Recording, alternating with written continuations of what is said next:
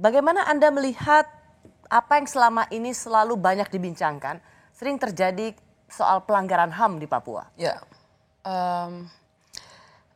pelanggaran HAM itu menurut saya begini ya Mbak, semua orang punya hak asasi manusia ya, hak hidup itu milik semuanya. Jadi menurut saya ketika kita ngomong tentang pelanggaran HAM, kita tidak bisa membedakan antara warna kulit mana yang kita bela atau kita teriakan atau kita gaungkan. Kemarin, contoh kemarin yang tentang suster aja, menurut saya tuh harus lebih banyak orang yang menggaungkan itu. Karena mau dia Papua atau bukan, dia kulit hitam atau rambut keriting atau bukan, dia tetap manusia. Jadi kita tidak bisa membedakan hak asasi manusia karena kita adalah satu ras atau kelompok tertentu, tidak bisa. Semua manusia tetap manusia.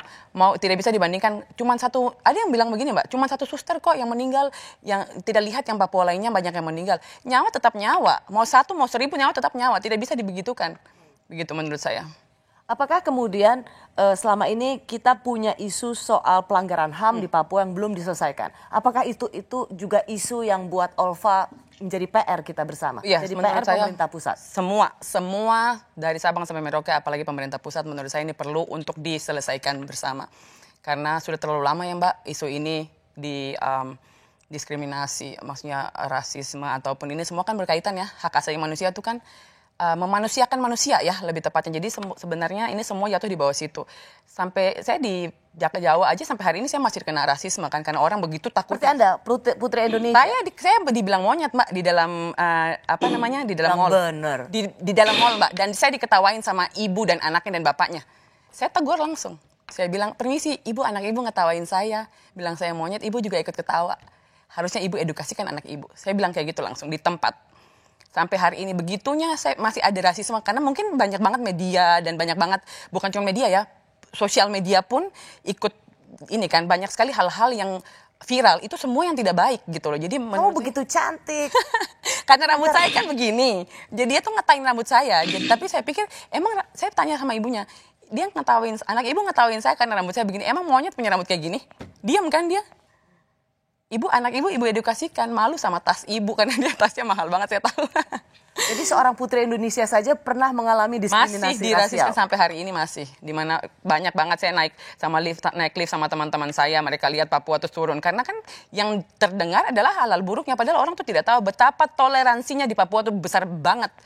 Kami kalau lebaran orang Nasrani bantu untuk jaga kami di lapangan, bantu untuk menyiapkan karpet. Ini semua terjadi pas Natal juga kebalikan gitu. Jadi saya tuh ingin menggaungkan bahwa Papua itu tidak seburuk yang kalian dengar, tidak seburuk yang kalian tonton. Gitu. Apa yang menurut Anda salah persepsi atau salah penilaian masyarakat Indonesia di luar Papua melihat Papua? Karena banyak sekali banyak sekali media yang isu-isu politik di Papua, hanya itu aja yang diangkat, Mbak. Harusnya kan yang toleransi atau yang saling sayang, baku sayang di Papua ini kita harus diangkat juga. Jadi jangan cuma yang saat buruk terjadi diangkat. Akhirnya orang tuh takut dengan Papua. Sekarang orang bilang begini, kita mendingan libur ke luar negeri, Papua tuh mahal.